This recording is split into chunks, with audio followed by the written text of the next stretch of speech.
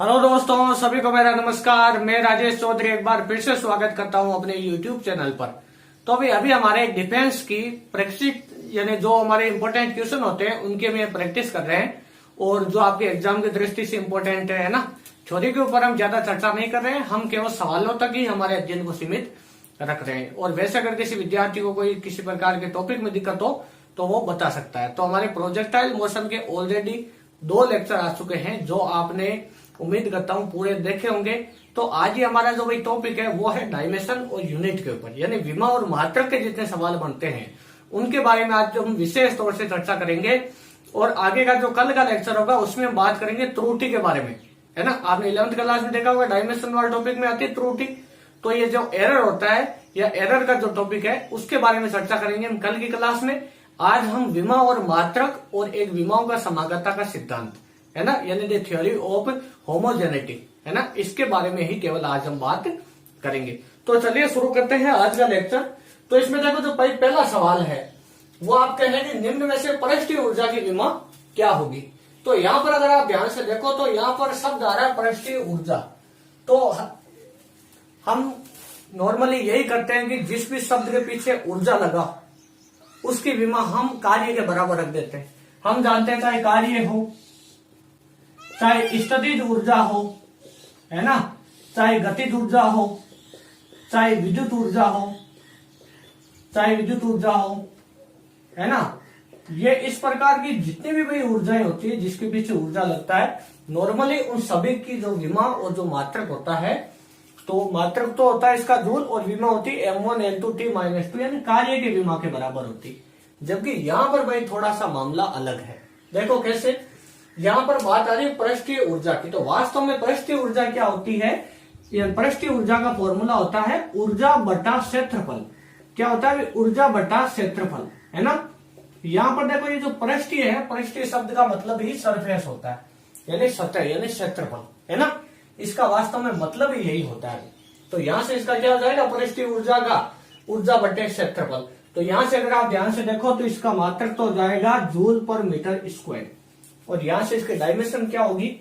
M1 L2 T-2। ये तो किसकी होगी? कार्य की। और मीटर स्क्वायर किसकी है? यानी ये जो मीटर स्क्वायर है इसकी विमा होगी L2। तो L2 से L2 कट गया तो M1 L0 T-2 ये इसकी बेसिकली विमा होगी। तो देखो यहां पर क्या होगा? M1 L2 T-2 ये कार्य की विमा जो आपको कंफ्यूज करने के लिए दी ऊर्जा की विमा, तो ये गलत है। अब देखो M1 L-1 T-2 ये भी नहीं, M1 L0 T-2 ये भी सही है, ये भी गलत है और ये भी गलत है। इसका मतलब सही आंसर है आपका सी, है ना। इसके बाद में देखो अगला सवाल, देखो भाई, तो अगला सवाल जो भी हमारे है वो है आपके, देखो सवाल नंबर 2 श्यानता गुणांक की विमा में मात्रक लिखो। यह भाई एक ऐसा सवाल है जहां पर अगर विमा और मात्रा का कोई भी सवाल आता है तो उसमें इस सवाल के आने की संभावना सबसे ज्यादा होती है ना। अब हालांकि ये बहुत ज्यादा ऐसा इंपॉर्टेंट भी नहीं, व्यवहारिक जीवन से भी बहुत ज्यादा महत्व नहीं रखता है, फिर भी ये एग्जाम के अंदर आमतौर पर बहुत ज्यादा बार सवाल देखा जाता है ना। तो यहाँ पर ये श्यानता गुणांक है, इसको एक नाम से और जानते हैं विस्कासिता गुणांक। क्या कहते हैं इसको? विस्कासिता गुणांक भी इसको कहा जाता है। तो यहाँ पर ये बोलता है कि इसकी विमा और मात्रक बताओ। तो सबसे पहले इसकी विमा कैसे निकालते हैं? तो इसकी भाई विमा निकालने के लिए मैं ऊपर से केवल सवाल मिटा रहा हूं, ऑप्शन है जैसे रखेंगे मैं ना। देखो तो भाई यहाँ पर एक आपके न्यूटन का सूत्र होता है जिसके अंदर वो क्या कहता है, वास्तव में जो श्यानता है जिसको कहते हैं विस्कासिता, तो इसका वास्तव में मतलब क्या होता है कि विस्कासिता क्या चीज होती है? तो जैसे कोई द्रव होता है तो द्रव की 2 परतों के बीच में जितना ज्यादा घर्षण होता है उसकी श्यानता या उसका श्यानता गुणांक उतना ही ज्यादा होता है। जैसे शहद आसानी से नहीं बहता है। जैसे आपने मान लो एक बाल्टी भर के शहद को नीचे गिरा दिया और एक बाल्टी पानी को गिराया तो पानी बहकर चला जाता है। क्यों? क्योंकि पानी की यानी क्योंकि जो हमारा द्रव होता है वो बहुत सारी परतों से मिलकर बना हुआ माना जा सकता है। तो जैसे पानी है तो पानी की 2 परतों के बीच में, निकटवर्ती 2 परतों के बीच में घर्षण कम होता है, यानी उसका श्यानता गुणांक कम होता है, लेकिन शहद का ज्यादा होता है ना। तो श्यानता वास्तव में किस रूप में परिभाषित की जाती है कि किसी द्रव्य की निकटवर्ती 2 परतों के बीच में लगने वाले घर्षण बल का मान, है ना, वो घर्षण बल क्या करता है? इस द्रव्य की गति का विरोध करता है ना, इसको बहने नहीं देता है। तो जिसके लिए श्यानता गुणांक ज्यादा होता है उस द्रव्य में बहने की प्रवृत्ति उतनी ही कम होती है। तो न्यूटन ने इस हम जाते हैं घर्षण एक प्रकार का बल है, फोर्स एक प्रकार का, तो न्यूटन ने इसके बारे में फॉर्मूला दिया था कि द्रव्य की किन्हीं दो परतों के बीच में लगने वाला फोर्स उसके परतों के क्षेत्रफल के समानुपाती और जो आपकी वेग प्रवणता होती है यानी वेलोसिटी ग्रेडियंट उसके समानुपाती होता है ना। तो F is proportional A dV बटे dz। तो F बराबर क्या हो जाएगा आपके ईटा A dV बटे dz। ये जो यहाँ पर आपके जो है ये सिंबल है इसको ईटा पढ़ते हुए क्या पढ़ते हैं, ईटा, है ना। इसका उच्चारण ऐसे किया जाता है, प्रोनाउंसिएशन कैसे होता है इसका, ईटा के रूप में होता है। अब ये dV बटा dz क्या है कि किसी भी भौतिक राशि में दूरी के साथ परिवर्तन को क्या कहा जाता है, वेग प्रवणता या उसकी प्रवणता कहा जाता है। जैसे यहाँ पर अगर P ले लेते तो ये दाब प्रवणता हो जाता, अगर V ले लेते तो वेग प्रवणता, और अगर कैपिटल V ले लेते तो विभव प्रवणता हो जाता है ना। बिल्कुल इसी प्रकार अब यहां से हमें इसकी पहले डायमेंशन निकालनी है। तो सबसे पहले डायमेंशन निकालो। देखें तो इसकी डायमेंशन किस टाइप में आएगी, अगर हमने आपने इस फॉर्मूले को ध्यान से देखा है तो F बराबर फॉर्मूला आया ईटा A dV बटे dz। तो ईटा बराबर क्या हो जाएगा यहाँ पर F dz बटे A dV, है ना। अब यहाँ पर अगर आप ध्यान से देखो तो ये dV वेग है, ये dz दूरी है, ये क्षेत्रफल है, ये बल है। तो बल की विमा होती है m1 L1 T माइनस 2, है ना। और इसके बाद में dz की विमा क्या L1 और क्षेत्रफल की विमा क्या होती है L2 और dV वेग की विमा क्या होती है L1 T माइनस 1, क्योंकि वेग का मात्रा मीटर पर सेकेंड होता है ना।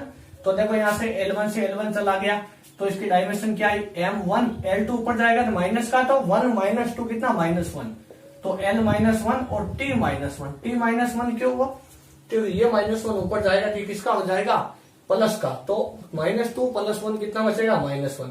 तो ये इसकी डायमेंशन होगी। तो सबसे पहला अंदाजा तो मैं इन चार ऑप्शनों में इसी से लग जाएगा कि डायमेंशन कौन सी सही है। तो ये वाला डायमेंशन देखो, ये वाला डायमेंशन सही है, और कौन सी डायमेंशन ये वाली भी सही है, ये डायमेंशन गलत है, ये डायमेंशन भी गलत है। इसका मतलब ये दोनों ऑप्शन पहले ही गलत हो जाते हैं। अब इसका हमें पूछा इसने मात्रक, तो इसका मात्रक क्या हो सकता है। अगर आप ध्यान से देखो तो बल का मात्रक न्यूटन और क्षेत्रफल का मीटर स्क्वायर इंटू इसका मीटर और इसका मीटर पर सेकेंड, तो बटा के बटा में तो ऊपर मीटर से मीटर कट गया तो न्यूटन पर मीटर स्क्वायर क्या होता है, बल बटा क्षेत्रफल क्या होता है दाब, दाब का मात्रक होता है पास्कल, और ये सेकंड तो इंटू सेकंड, तो पास्कल इंटू सेकंड इसका मात्रक होता है।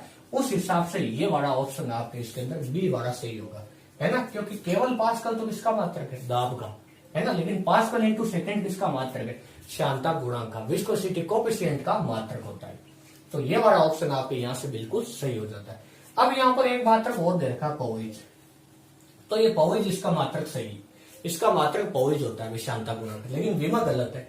यहाँ पर यह मात्रक भी इसका सही है, देखो कैसे, यहाँ पर न्यूटन पर मीटर स्क्वायर इंटू सेकेंड, देखो ये मात्रक है, तो ये मात्रक सही है लेकिन विमा गलत है। तो ओवरऑल इसके अंदर कौन सा ऑप्शन सही है, बी वाला आपके सही है ना। अब इसके बाद में देखो आगे, अगर इसके बाद में भाई हम आगे चले तो तीसरे सवाल की ओर, तो तीसरे सवाल के अंदर हमारे क्या देखा है, मैंने श्यानता गुणांक से संबंधित हर एक चीज आपको बता दी है ना। अब तीसरे सवाल में देखो विद्युत वाहक बल यानी इलेक्ट्रोमोटिव फोर्स का मात्रक क्या होता है, ये बहुत इंपॉर्टेंट सवाल है, 12वीं के स्टूडेंटों के लिए भी इंपॉर्टेंट होता है और जो डिफेंस की तैयारी कर रहे हैं उनके लिए भी। यहां से अगर हम इसको गौर से देखें तो इस शब्द पे गौर करो, यहाँ पर बल दे रखा है, तो स्टूडेंट इस बल को देखकर क्या पता लगाते हैं, उनको अनुमान होता है कि यार ये इसका मतलब ये बल हो सकता है, तो बल का मात्रक न्यूटन होता है, तो इस वाले ऑप्शन पे टिक लगा देते हैं, जबकि ये गलत होता है ना। या विद्युत वाहक बल सेल के लिए यूज किया जाता है, तो भाई समझ लेते हैं ऊर्जा से संबंधित है ना, तो यहाँ पर इसका मात्रक को जूल कर देते, जबकि दोनों गलत है। वास्तव में विद्युत वाहक बल क्या होता है, वोल्ट, है ना, विभवांतर होता है। विद्युत वाहक बल एक प्रकार का क्या है, वास्तव में विभवांतर है, यानी पोटेंशियल डिफरेंस है। क्या है, पोटेंशियल डिफरेंस, और विभवांतर का मात्रक होता है वोल्ट।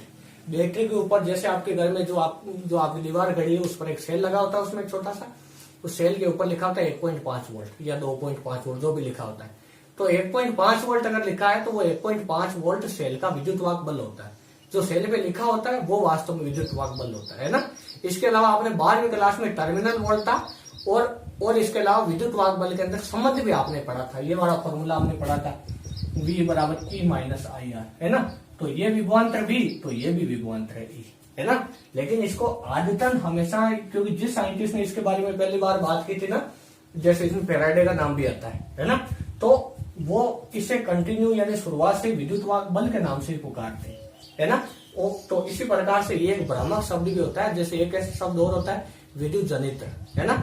तो यहाँ पर जनित्र का मतलब होता है जो उत्पन्न करता है, जबकि हम जानते हैं जो हमारा जो विद्युत जनित्र होता है वो यांत्रिक ऊर्जा को, क्योंकि इंजन से उसकी कुंडली को घुमाया जाता है चुंबकों के बीच में और विद्युत ऊर्जा मिलती है, तो वो यांत्रिक ऊर्जा को विद्युत ऊर्जा में कन्वर्ट करता है। यानी उसका सही नाम विद्युत रूपांतरक होना चाहिए, जबकि नाम क्या होता है विद्युत जनित्र, क्योंकि आदतन होता है, शुरुआत से चलता आ रहा है और इसी वजह से इसको विद्युत बल कहा जाता है। लेकिन वास्तव में ये विभवांतर है, इसका मात्रक वोल्ट होता है ना। अब देखो इसके बाद में सवाल नंबर 4 में, तो सवाल नंबर आपके 4 में क्या आता है, एक इसकी विद्युत बल की विमा भी वो आपको पूछ सकता है ना। यहाँ पर एक चीज और ध्यान रखना, V बराबर W/Q, है ना, विभवांतर के लिए। तो M1L2T-2 अपॉन हो जाएगा 80, तो M1L2T-3A-1, ये इसकी विमा हो जाएगी, है ना। देखो खेला खत्म हो गया ये तो। अब देखो चौथा सवाल। चौथा सवाल जो है भाई वो है आपके विमाओं के समागता के सिद्धांत पर आधारित। इसको पहले आपको अच्छे से समझना होगा और इसके अंदर देखा है संबंध F बराबर X प्लस BT में A बटा B की विमा होगी, यानी A बटा B की विमा क्या होगी। तो हमें ये समीकरण दे दिया AX प्लस BT और इसने पूछा कि A बटा B की विमा क्या होगी। तो यहाँ पर आपको विमाओं का समागता का सिद्धांत में एक बार बता देता हूं। इसको कहते हैं प्रिंसिपल ऑफ होमोजेनिटी, है ना। तो देखो भाई ये क्या चीज होती है, ये हम इसको इस प्रकार समझाते हैं कि आप हमेशा या जब हम इनके विमाओं के यानी विमाओं के नियम पढ़ते हैं या जो हम ये महत्वपूर्ण तथ्य पढ़ते हैं उनमें आपको ये बताया जाता है कि केवल आप समान विमाओं और मात्रक वाले भौतिक राशि को ही जोड़ सकते हो। जैसे आप 1 मीटर में 2 मीटर को जोड़ोगे तो 3 मीटर हो जाएगा, 1 मीटर में 1 सेंटीमीटर नहीं जोड़ सकते आप। क्यों? क्योंकि दोनों है तो एक ही भौतिक राशि, समान है, ये भी लंबाई है ये भी लंबाई, लेंथ है दोनों, लेकिन मात्रक अलग अलग है ना। और आप 1 मीटर और 1 सेकंड को नहीं जोड़ सकते, इसको 2 नहीं कह सकते आप, इसको भी 2 नहीं कह सकते, ये दोनों चीजें गलत है। क्यों नहीं कह सकते? क्योंकि ये विमाओं के नियम होते हैं, हम नॉर्मली जानते हैं, है ना। 1 मीटर और 1 किलो को थोड़ी जोड़ सकते हैं, दोनों चीजें अलग अलग है। तो आपको ये नियम याद रखना है कि हमेशा समान भौतिक राशि वाली संख्या को ही जोड़ा जा सकता है या हमेशा समान विमा वाली भौतिक राशि को जोड़ा जा सकता है। और जिस भी भौतिक राशि को आप जोड़ते या घटाते हो उन सब की जितने भी मात्रक है वो एक ही पद्धति में होने चाहिए। एक ही पद्धति में होने का मतलब ये तो आपकी MKS या SI पद्धति है और ये पद्धति कौन सी हो जाती है, यहाँ पर ये पद्धति हो जाती है आपकी कौन सी, CGS पद्धति, है ना, सेंटीमीटर ग्राम सेकंड, है ना। तो ये एक ही पद्धति में इनके मात्रक होने चाहिए और दोनों की विमाएं बराबर होनी चाहिए, यानी एक ही भौतिक राशि होनी चाहिए। इसके अलावा अगर आप ध्यान से देखो तो इस सवाल में अगर आप गौर से देखो तो आपको ये पता चलता है कि भी देखो विमाओं का समागता का सिद्धांत ये कहता है कि किसी भी विमीय समीकरण में दोनों तरफ की विमाएं हमेशा बराबर होती है ना। एक तो ये कथन है इसका, दूसरा ये होता है कि केवल समान भौतिक राशि वाले विमाओं को जोड़ा जा सकता है। यहाँ पर ये बल है तो ये भी पूरा क्या होना चाहिए, बल होना चाहिए। क्या होना चाहिए, बल होना चाहिए, है ना। अब यहाँ पर मान लो ये बल होता, ये मान लो 10 न्यूटन है तो ये हम आपका 4 न्यूटन है, तो इसको क्या होना चाहिए, 6 न्यूटन होना चाहिए, क्योंकि इक्वेशन नहीं है तो दोनों तरफ के बराबर होना चाहिए। तो यहाँ पर अगर आप गौर से देखो तो ये बल है तो ये भी बल है ये भी बल है। क्यों है? क्योंकि बल को बल में जोड़ा जा सकता है और बल को बल में जोड़ेंगे तभी ये बल के बराबर आएगा, फोर्स के बराबर आएगा कि नहीं आएगा? ऐसा थोड़ी ये मीटर में हो जाता और ये आपका किलोग्राम में हो जाता और इसको जोड़ने पर बल आ जाता, है ना। कोई मजाक थोड़ी चल रहा है ना। तो यहाँ पर ये दोनों, ये इसकी जो पूरी विमा है और मात्रक है वो इस बल के बराबर होंगे। विमाओं का समागता का सिद्धांत ये कहता है। दूसरी बात, ये बल है तो इन दोनों को बल होने के लिए दोनों अलग अलग रूप से बल होंगे। 2 न्यूटन को जोड़ते 4 न्यूटन हो जाए, है ना। तो 2 न्यूटन को 2 न्यूटन में जोड़ने पर न्यूटन ही आएगा, या 2 न्यूटन में से 1 न्यूटन को घटाने पर 1 न्यूटन ही आएगा, है ना। तो जोड़ने घटाने से आपकी जो भौतिक राशि वो चेंज नहीं होती। तो ये बल है तो ये दोनों भी क्या होंगे, आपके बल होंगे, है ना। इस चीज का खास तौर से ध्यान रखना। तो यहाँ पर देखो इसकी भी विमा बल के बराबर, इसकी भी विमा बल के बराबर, तो AX बराबर बल की विमा क्या होती है, M1L1T-2, है ना। और यहाँ पर X क्या है, लंबाई है, तो इसकी विमा हो जाएगी L1। तो ए बराबर क्या होता है, देखो L1 से L1 तो कट गया, तो M1L0T माइनस 2, ये तो ए की विमा आ गई। अब बीटी जो है वो भी क्या है, वास्तव में बल है, तो M1L1T माइनस 2, इसकी विमा क्या हो जाएगी T1। तो यहां से आप ध्यान से देखो तो B बराबर M1L1, ये T1 इधर जाएगा और ऊपर जाएगा तो माइनस का, तो T माइनस 3, ये ए और बी की विमा पूछा क्या, A बटा बी। तो A बटा बी बराबर हो जाएगा M1L0T माइनस 2 अपॉन ये हो जाएगा आपका M1L1T माइनस 3। तो यहां से ये कट गया और यहां पर देखो 2 से 2 घात कट गई, ऊपर आएगा तो L माइनस 1 और T1 ऊपर आकर किसका हो जाएगा, प्लस का। तो देखो देखिए ये वाला कौन सा ऑप्शन है, L माइनस 1 किसमें, इसमें है, और T1 प्लस का, तो ये वाला ऑप्शन सही है, बाकी सारे गलत है ना। एक बात देख लो देखिए ध्यान से, है ना। तो यहाँ आपका ये सवाल कंप्लीट हो जाता है। हाँ भी देखो सब, अब सवाल नंबर 5। तो सवाल नंबर आपके 5 है, गुप्त ऊष्मा या लेटेंट हीट की विमा क्या होगी। तो अभी इसकी विमा निकालते समय आपसे गलती ये हो सकती है कि आप इसको केवल ऊष्मा समझ लो, और हम जानते हैं कि जूल का नियम ये कहता है कि ऊष्मा और ऊर्जा एक ही चीज होती है, बस थोड़ा सा फर्क होता है। क्या होता है, W बराबर JH, है ना, ये जूल का नियम होता है, जिसमें J है रूपांतरण गुणांक होता है, ये विमाहीन होता है। और यहां से अगर हम इसको देखें तो इसकी विमा और मात्रक दोनों क्या होते हैं, सेम, किसकी, ऊष्मा और कार्य की, है ना। यहाँ पर हमारे पास में 3 चीजें होती है, कार्य, ऊर्जा और ऊष्मा, है ना। तो कार्य और ऊर्जा में संबंध तो बताता है कार्य ऊर्जा परिमेय, और ऊष्मा और कार्य में संबंध बताता है जूल का नियम, है ना। इस वजह से तीनों में संबंध आ जाता है, तो तीनों की विमाएं और मात्रक बराबर होते हैं, लेकिन इसमें कुछ बुनियादी फर्क होता है ना, जो आपको पूरा यानी पूरी थ्योरी पढ़ने के बाद में ये समझ में आता है। तो यहां से अगर आप गौर से देखो तो गुप्त ऊष्मा का फॉर्मूला आपको ध्यान में रखना है। इसका फॉर्मूला वही होता है आपके Q बराबर ml, क्या होता है, Q बराबर ml। Q यहाँ पर क्या है, ऊष्मा, M क्या है, द्रव्यमान, L क्या है आपकी, L है आपकी गुप्त ऊष्मा या लेटेंट हीट। तो L बराबर हो जाएगा आपके Q बटा M, क्या होगा भाई, Q बटा M। अब यहाँ पर Q क्या है भाई, Q यहाँ पर है ऊर्जा, है ना, ऊर्जा, ऊष्मा, कार्य। तो यहां से क्या हो जाएगी इसकी विमा, M1L2T माइनस 2 अपॉन इसकी हो जाएगी M1, इससे ये तो कट गया, तो इसकी डायमेंशन आई L2T माइनस 2। तो ये वाला ऑप्शन आपके सही होगा। तो ये वाला ऑप्शन कौन सा, देखो C वाला आपके ऑप्शन है, तो ये इसके अंदर आपके बिल्कुल सही होगा। अब इसके बाद में सवाल नंबर 6 देखो, अभी आप देखो सवाल नंबर 6। तो सवाल नंबर 6 के अंदर हमें इसने पूछा, ये जो आपको इक्वेशन दे रखी है, ये आपको होती है वैन डर वाल्स समीकरण, है ना। केमिस्ट्री के अंदर आती है, फिजिक्स में अणुगति सिद्धांत के अंदर ये आती है। तो वैन डर वाल्स समीकरण में V आयतन है, यहाँ पर P दाब है, और यहाँ पर R गैस नियतांक है, T ताप है भाई, है ना। और A और B कोई नियतांक है। तो ये पूछ रहा है कि A और B की विमा क्या होगी। तो यहाँ पर वापस विमा यानी विमाओं का समागता का सिद्धांत यहाँ पर लगाना है। अगर आप ध्यान से देखो तो यहाँ पर देखा P प्लस A बटा B स्क्वायर, इतना देख लो आपके। तो इसमें अगर आप गौर से देखो तो ये दाब है, तो दाब में दाब को ही जोड़ा जा सकता है, क्या ऐसा नहीं है क्या भाई, ये दाब है P, तो दाब में दाब को ही तो जोड़ा जा सकता है। तो ये भी क्या हुआ वास्तव में, दाब हुआ। तो A बटा V स्क्वायर, इसकी विमा किसके बराबर होगी, दाब की विमा के बराबर। तो दाब क्या होता है, P बराबर F बटा A, तो बल की विमा M1L1T माइनस 2, है ना, और बटा हो जाएगा ये L2। तो यहां से क्या आ जाएगा, L2, 1 से 1 तो कट गया, तो -1, तो M1L माइनस 1T माइनस 2 इसकी विमा है। तो M1L माइनस 1T माइनस 2 ये इसकी विमा होगी। अब यहाँ पर जो V है भाई, ये आपका क्या है, आयतन, लेकिन आयतन का स्क्वायर है। आयतन की विमा क्या होती है, आयतन का मात्रक होता है मीटर क्यूब यानी L क्यूब। तो यहाँ पर हो जाएगा L की पावर 6, है ना। इसको उधर भेजो, अगर आप इसको इधर भेजोगे तो इधर जाके गुणा में हो जाएगी। तो A बराबर हो जाएगा M1L minus 1T minus 2 L की पावर 6। तो यहाँ पर देखो L की पावर 5 बच जाएगी, तो L की पावर हो जाएगी +5। तो ये आई आपके A की विमा, किसकी विमा आई, A की विमा।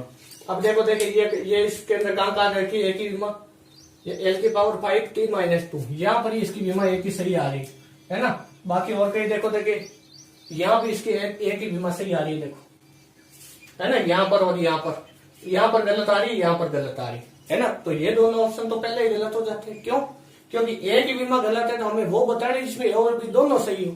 तो ऑप्शन ये वाला तो पहले गलत हो गया। तो केवल कौन सा बचा, C और D, इनमें से आपको बताना। तो देखो क्या होगा आगे। अब हमें किसकी विमा निकालनी है, बी की। तो बी की विमा कैसे निकालोगे, वही विमाओं का समागता का सिद्धांत। यहाँ पर अगर आप ध्यान से देखो तो v माइनस बी है, तो v आयतन है, तो आयतन में से आयतन को ही घटाया जा सकता है। इसका मतलब ये आयतन तो ये भी क्या आयतन, यानी b की विमा किसके बराबर होगी, आयतन की। यहाँ पर आपको ऐसा नहीं करना है। कई स्टूडेंट क्या कर लेते हैं, ऐसा सोच लेते हैं कि v माइनस बी बराबर 0, तो b को b के बराबर में रख दो, है ना। ऐसा नहीं था, विमाओं में ये तरीका काम ही नहीं करता है, ये गलत तरीका है ना। सही तरीका क्या है कि आयतन को आयतन में से घटाया जा सकता है। इसका मतलब जो आयतन की विमा होगी वही बी की विमा होगी। तो आयतन की विमा क्या, एल क्यूब, तो बी की विमा एल क्यूब। तो ऐसा देखो, देखिए यहाँ L2 हो रहा है, यहाँ एल क्यूब, तो डी ऑप्शन सही है।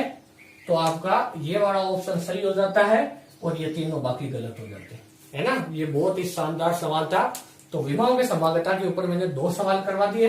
अब बाकी जितने भी सवाल आपके पास में, जो भी सीटें हैं या कोचिंग के नोट्स है या जो भी आप यानी अभी जो भी रेफरेंस बुक यूज करते हो, उसके अंदर आप इसके सारे क्वेश्चन देख लेना, सोल्व कर लेना। अब अगला सवाल देखो, सवाल नंबर 7। तो भाई सवाल नंबर 7 के अंदर है कि प्रकाश वर्ष किसकी इकाई यानी यूनिट है, प्रकाश वर्ष किसका मात्रक होता है। तो यहाँ से आपके गड़बड़ हो सकती है कि कई स्टूडेंट ये देख लेते हैं कि यहाँ पर वर्ष लिखा है और वर्ष का समय का मात्रक होता है ना, जबकि इसका ये जो प्रकाश वर्ष है ये समय का मात्रक नहीं होता है। इसको इस प्रकार डिफाइन किया जाता है कि प्रकाश द्वारा एक साल में तय की गई दूरी को क्या कहते हैं हम, एक प्रकाश वर्ष कहते हैं, है ना। तो यहाँ पर आपको ये थोड़ा खास तौर से ध्यान रखना है, इसकी वैल्यू होती है 9.46 इंटू 10 की पावर 15 मीटर, है ना। ये भी सोल्व करके बताऊंगा। देखो, तो प्रकाश वर्ष किसकी इकाई है, समय की, वेग की, दूरी की, इनमें से कोई नहीं। तो अभी मैंने कहा कि प्रकाश द्वारा एक वर्ष में चली गई दूरी कोई क्या कहते हैं, एक प्रकाश वर्ष कहते हैं। तो इसका सही आंसर होगा दूरी, है ना। इसको कई बार भाई लाइट ईयर बोलते हैं, लाइट ईयर के अलावा इसको नूरी साल भी बोलते हैं। उर्दू में क्या बोलते हैं, नूरी साल, है ना। नूर का मतलब चमक, प्रकाश, नूरी साल भी इसको कहा जाता है ना। तो ये हो गया हमारे प्रकाश वर्ष। अब इसकी वैल्यू आप कैसे कैलकुलेट कर सकते हो, देखो अगर आप ध्यान से देखो तो प्रकाश द्वारा एक साल में चली गई दूरी, तो प्रकाश का वेग कितना होता है, दूरी बराबर होता है वेग इंटू समय। तो प्रकाश का निर्वात में वेग कितना होता है, 3 इंटू 10⁸ और एक वर्ष में समय कितना होता है। देखो भाई, एक वर्ष में 365 दिन होते हैं, एक दिन में 24 घंटे होते हैं, 24 घंटे में देखो 1 घंटे में 60 मिनट होते हैं, 1 मिनट में 60 सेकंड होते हैं ना। तो एक दिन में 86,400 सेकंड होते हैं, 86,400 सेकंड, है ना। तो जब हम इसको कैलकुलेट करते हैं तो इसकी वैल्यू आती है अप्रोक्सीमेट 9.46 इंटू 10 की पावर 15 मीटर, या 9.46 इंटू 10⁻15 मीटर। ये प्रकाश वर्ष की वैल्यू आती है। आप इसको ऐसे कैलकुलेट भी कर सकते हैं, उसको याद रख लेना, कई बार वो सीधा सीधा आपसे पूछ लेता है। अब देखो दूसरा सवाल। दूसरा सवाल अगर भाई आप ध्यान से देखो तो प्रतिबल की विमा निम्न में से किसके बराबर होती है। तो जो प्रतिबल है इसको हम कहते हैं स्ट्रेस। क्या कहते हैं, स्ट्रेस कहते हैं हम प्रतिबल को, क्या कहते हैं, स्ट्रेस कहते हैं। तो जो प्रतिबल है इसकी विमा निम्न में से किसके बराबर होती। तो यहाँ भी आपके गड़बड़ हो सकती है, नाम से कोई लेकर बल है तो आप समझ लोगे ये बल है ना। ये जबकि बल नहीं है, ये वास्तव में क्या होता है, बल बटा क्षेत्रफल होता है प्रतिबल। जो प्रत्यास्था वाला चैप्टर होता है ना हमारे ठोसों के यांत्रिक गुण, उसका टॉपिक है जिसमें यंग प्रत्यास्था गुणांक आता है ना, उसी का टॉपिक है ये प्रतिबल, है ना। तो यहाँ पर जो भाई ये प्रतिबल है ये वास्तव होता है F बटा A, और F बटा क्या होता है, दाब, है ना। तो इसका सही आंसर क्या है, ये वाला है ना, दाब वाला, ये वाला, बाकी सारे गलत, है ना। अब इसके बाद में देखो अगला सवाल, इसके बाद में अगला सवाल है आपके सवाल नंबर 8। तो सवाल नंबर 8 के अंदर आपके क्या होता है कि निम्न भौतिक राशियों में से किसकी विमा अलग है, यानी किसकी विमा अलग है। इसका ऑप्शन तो एक ही सही हो सकता है। इसका मतलब इनमें से 3 की विमा तो सेम होगी, एक ही अलग होगी। देखो निकाल के देख लेते। स्प्रिंग नियता, स्प्रिंग फोर्स का फॉर्मूला क्या होता है, F बराबर माइनस kx। यहाँ पर K क्या है, स्प्रिंग कांस्टेंट होता है, तो K बराबर F बटा x होता है। तो इसका मात्रक न्यूटन पर मीटर, तो इसका मात्रक न्यूटन पर मीटर हुआ। पृष्ठ तनाव क्या होता है, T बराबर F बटा L, यानी किसी द्रव्य की सतह या किसी द्रव्य की सतह पर खींची गई काल्पनिक रेखा के अभिलंबवत लगने वाले फोर्स को क्या कहते हैं, पृष्ठ तनाव कहते हैं, है ना। द्रव्य का पृष्ठ तनाव जिसके कारण द्रव्य के अंदर इस प्रकार की झिल्ली बन जाती है ना। आपने ऐसा सुना होगा वहां पर जिस पर मच्छर तैरते रहते हैं, केरोसिन डालने पर पृष्ठ तनाव कम हो जाता है और मच्छर डूब जाते हैं, है ना। ये देखो, तो केरोसिन छिड़कने पर मच्छर क्यों मरते हैं, क्योंकि पृष्ठ तनाव कम हो जाता है, तो ये पृष्ठ तनाव का टॉपिक है। तो देखिए इसमें क्या होगा, मात्रक न्यूटन पर मीटर। देखो अब है आपकी पृष्ठीय ऊर्जा। तो पृष्ठीय ऊर्जा की विमा हमने अभी अभी निकाली। तो पृष्ठीय ऊर्जा की विमा क्या होती है कि पृष्ठीय ऊर्जा बराबर होता है आपके ऊर्जा बटा क्षेत्रफल। तो ऊर्जा को क्या लिख सकते हैं, बल गुणा विस्थापन, क्षेत्रफल को लिख सकते हैं हम लंबाई गुणा लंबाई। तो ये दोनों लेंथ तो ये तो कट गई, तो क्या मात्रक है, न्यूटन पर मीटर। ठीक है, तो यहां से देखो इसका न्यूटन पर मीटर, इसका न्यूटन पर मीटर, इसका न्यूटन, चौथे का यही थोड़ी आ सकता है, वरना तो कोई ऑप्शन नहीं होगा। इसका मतलब कौन सा सही ऑप्शन है इसमें, ये। इन चारों के हिसाब से तो ये गलत है, लेकिन सवाल के हिसाब से सही ऑप्शन ये है ना। ये पूछा कौन सा अलग है, तो ये वाला देखकर ही पता चला। त्वरण की विमा क्या होती है, त्वरण क्या होता है, मीटर पर सेकेंड स्क्वायर। तो L1T-2 होता है ना, इनसे अलग होगा ये। तो ये वाला आपके सवाल कंप्लीट हो जाता है। बहुत ही शानदार सवाल था ये, है ना। अब देखो इसके बाद में जो भी आपके अगला सवाल है वो आता है, किस भौतिक राशि की विमा नहीं है लेकिन मात्रक है। तो इस प्रकार की कौन सी चीज है, कोण, है ना। कोण जो होता है ना भाई आपके एंगल, इसकी आपके फॉर्मूला होता है आर्क बटे रेडियस यानी चाप बटे त्रिज्या। ये फॉर्मूला आपने पढ़ा होगा। चाप बटे त्रिज्या की कोई वर्त है इस प्रकार का, है ना। ये एंगल थीटा है, ये एल है, ये आपके आर है ना। तो थीटा बराबर होता है एल बटे आर। तो यहाँ पर आर भी लेंथ, एल भी लेंथ, दोनों कट जाएगी। तो मात्र के सॉरी विमा के आधार पर इसकी कोई विमा नहीं होगी, ये डायमेंशन लेस होगी यानी विमाहीन होगी, डायमेंशन लेस। लेकिन कोण का मात्रक तो हम आज तक शुरुआत से पढ़ते हैं, एक तो होता है डिग्री और एक होता है रेडियन। इनके बीच में संबंध भी आपको पता होगा, डिग्री और रेडियन। तो इसमें कौन सा ऑप्शन सही है, कोण वाला, है ना। चाल की विमा होती है मीटर पर सेकेंड, तो L1T-1, विस्थापन की L1, और बल युग्म क्या होता है, टॉर्क यानी बलागुण, तो बराबर F क्रॉस R। तो इसकी भी विमा होती है, इसका मात्रक भी होता है। तो इसमें कौन सा ऑप्शन सही है, पहला ऑप्शन सही है। इसके बाद में आगे चलो, इसके बाद में आगे जो भाई टॉपिक है आपके, वो जिसने ये पढ़ रखा है या जिसने रट रखा है, किसी किताब में देखा उसको रट लिया है, या जिसको समझ में आया है, उन दो ही केस में सही होता है, बाकियों में लगभग ही गलत होता है ना। तो वास्तव में देखो लेंस की क्षमता का फॉर्मूला जो हमने पढ़ा था क्लास में, वो पढ़ा था P बराबर F, और F के पास में हम लिखा था F को हमेशा मीटर में लेना है, ऐसा आपको यानी आपके टीचर ने बताया होगा, P बराबर 1/F। तो यहां से अगर हम इसकी विमा देखें तो इसकी विमा आती है M0 L-1, है ना। तो जो फॉर्मूले से सीधा, जिसने प्रैक्टिस अच्छे से कर रखी, यानी जिसको विमा अच्छे से समझ में आई हुई, लेकिन जो सवालों से ज्यादा नहीं टकराया है, उसके ये गलत होगा। और जिसने रटा हुआ रखा उसके सही होगा, या जिसको समझ में आया उसके सही होगा, है ना। केवल समझ में आ रहा है, यानी अगर किसी को बीमा समझ में आ गई, वो सवाल से नहीं टकराया तो गलत होगा। यहाँ पर ये इसकी बीमा गलत है ना। देखो इसकी सही बीमा क्या होगी, P बराबर, फॉर्मूला होता है इसका H/F, है ना। इसका फॉर्मूला ऐसे निकाला जाता है, यहाँ से कोई प्रकाश की किरण गई और यहाँ पर ऐसे निकल गई, तो ये ऊंचाई तो इसमें H ली जाती थी और ये F होता था, क्योंकि प्रकाश की किरण अनंत से आ गई, है ना। और यहाँ पर ये इसका क्या होता था, विचलन, है ना। ये इसका डेविएशन होता था, डेविएशन ऑफ लाइट, विचलन जिसको हम डेल कहते थे। तो ये आपके एकांतर कोण हो जाता तो डेल हो जाता था, और tan डेल बराबर कितना हो जाता था, H/F, और इसी को लेंस की क्षमता P बराबर H/F कहा जाता था। तो यहाँ से लेंस की जो क्षमता है वो क्या प्राप्त होती, विमाहीन, है ना। क्योंकि मीटर यहाँ पर सुविधा के लिए H को 1 मीटर मान लिया जाता था, और ये फॉर्मूला हमारे निकल के आता था। लेकिन लेंस की क्षमता का मात्रक होता है, वो होता है डायोप्टर, है ना, डायोप्टर D। लेकिन इसकी विमा नहीं होती है। तो यहाँ पर M0 L-1, ये तीनों जीरो, इसका मतलब विमाहीन का मतलब ये है यहाँ पर।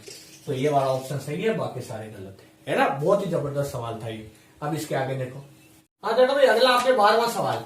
12वां सवाल है, एक प्रकाश वर्ष, एक खगोलीय मात्रक और एक पैरालैक्टिक सेकंड का घटता क्रम सही है।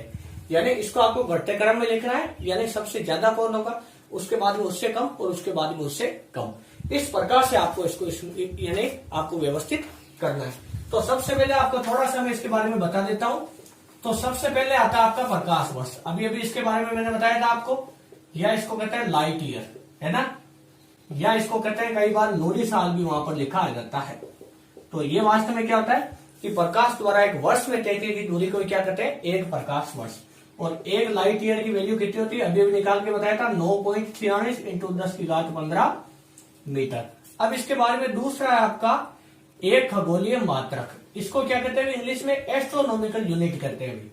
एक खगोलीय मात्रक है ना, तो इसको हम कहते हैं एस्ट्रोनॉमिकल यूनिट। एस्ट्रोनॉमिकल यूनिट इसको कहा जाता है, यानी एयू।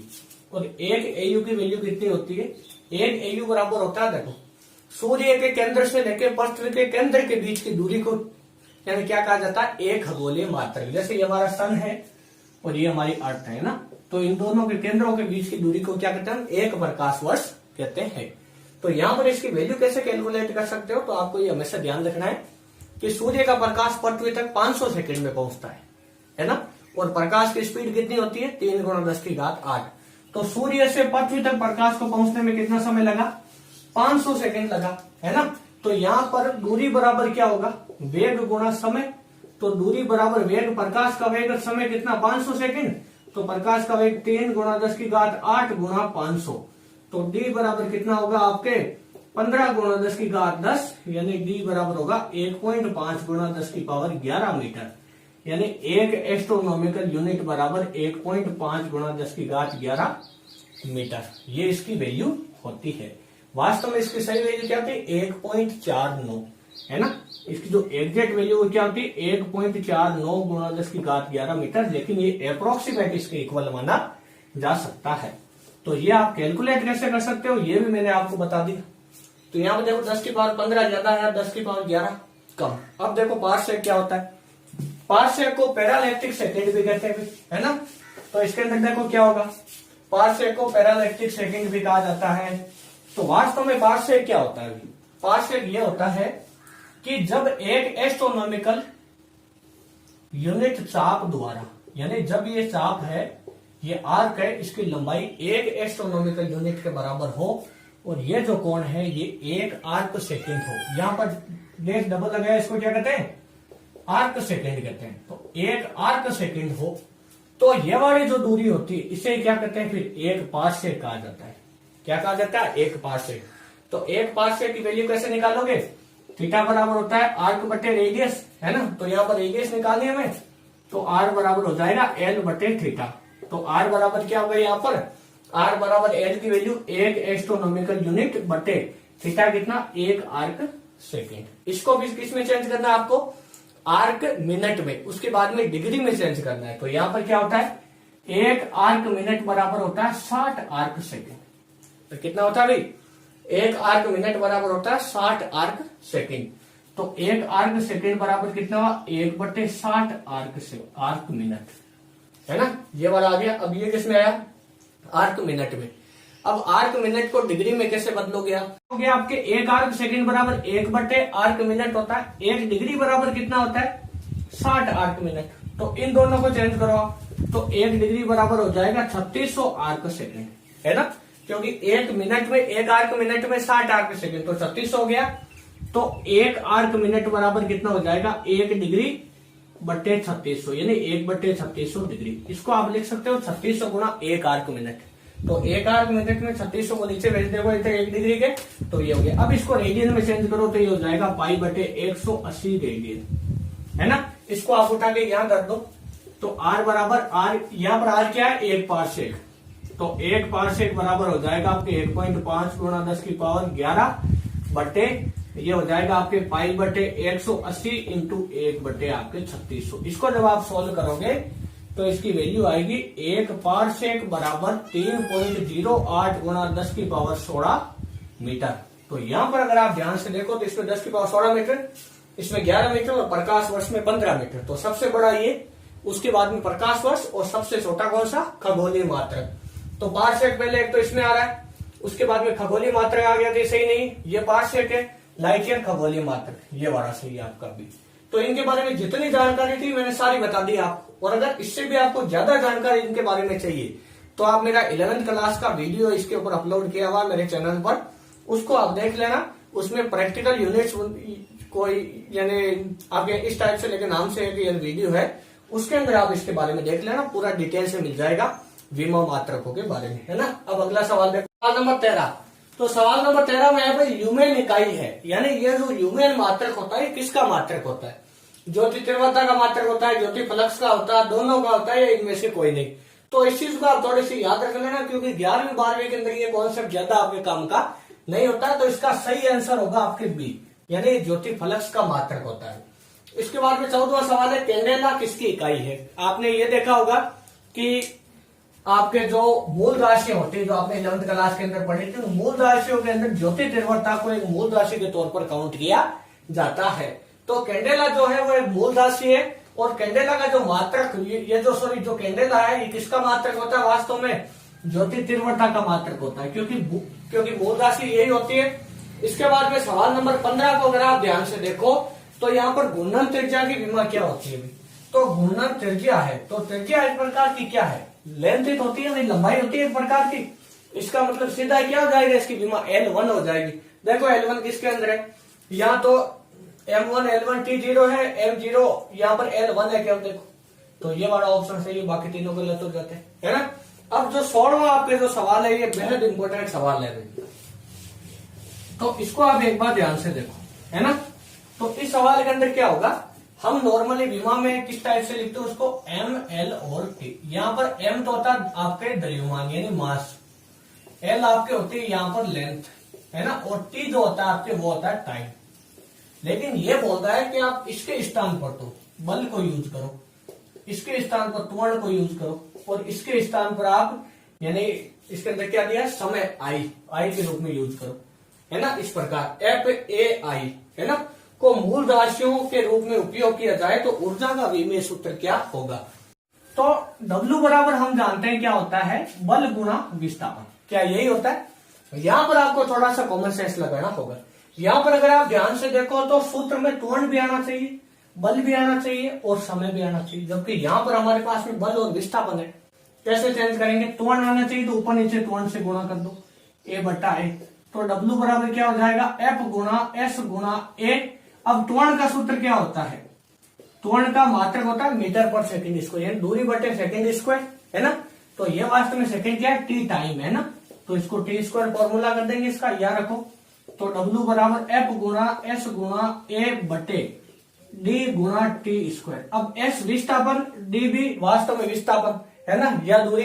तो ये दोनों लंबाई है, तो विमा के आधार पर ये दोनों कट जाती। तो यहाँ पर ये F गुणा A गुणा T स्क्वायर, तो इसकी विमा क्या हो जाएगी? यहाँ पर द्रव्यमान के स्थान पर पहले बल को लेना है, तो बल में F1, उसके बाद में त्वरण को लेना है, यानी किसके स्थान पर? लंबाई के स्थान पर, तो A1, और समय को लेना है आपको समय के स्थान पर, लेकिन I से लेना है, तो I क्या हो जाएगा? यहाँ पर I2। ये आपका विमेय सूत्र हो जाएगा। इसमें मैंने ऑप्शन नहीं दिया था, लेकिन फिर भी आप इसको याद रख लेना, है ना। तो ये देखो बहुत ही अच्छा सवाल था यहाँ पर, है ना। तो ये आपको खासतौर से इसके अंदर ध्यान रखना। एक सवाल भाई आपके और है जो आपको इसके अंदर मैं थोड़ा सा बता देता हूँ, उसके ऑप्शन आप देख लेना और उस सवाल को आप बना लेना, है ना। अब देखो, वरना वीडियो बहुत ज्यादा लंबा हो जाएगा। देखो क्या है कि यहाँ पर वो आपसे पूछ सकता है कि 1/μ0 का रूट, ये जो है इसकी विमा किसके बराबर होती है? इसकी विमा किसके बराबर होती है? तो ध्यान रखना, इसकी विमा प्रकाश के वेग के बराबर होती है। वास्तव में इसकी जब कैलकुलेशन करोगे तो ये प्रकाश के वेग के बराबर आता है, लेकिन इसकी जो विमा है वो किसके बराबर होती है? वेग के बराबर होती है। ये आपको घर से करके देखना है कैसे होती है, देखिए माता फोड़ी करनी है, देखे, है ना। और आज के लिए इतना ही बहुत है, और आगे इसके अंदर विमा वाला के अंदर जो है त्रुटि के सवाल बचते हैं, एक ये सवाल अगर आपसे हो जाए तो अच्छी बात है, कॉमेंट बॉक्स में हमें बता देना, वरना हम अगले किसी वीडियो में इसको कवर करवा देंगे। इसके अलावा आराम से अपनी पढ़ाई को जारी रखिए और कंटिन्यू मेहनत करते रहिए। और आपको अगर विमा, मात्रक और इस प्रकार के टॉपिक से संबंधित ज्यादा जानकारी चाहिए, मान लो आपका बेसिक बिल्कुल कमजोर है, तो 11th क्लास के वीडियो में ऑलरेडी काफी सारे अपलोड कर चुके हैं, जिसमें डायमेंशन और ये जो चैप्टर यूनिट्स का, इसको काफी डिटेल से समझाया भी, है ना। काफी बड़े बड़े लेक्चर हैं, काफी डिटेल से समझाया, तो उस लेक्चर को आप वहां पर देख लें। और हमारे चैनल से जुड़े रहने के लिए आप सभी का दिल से धन्यवाद।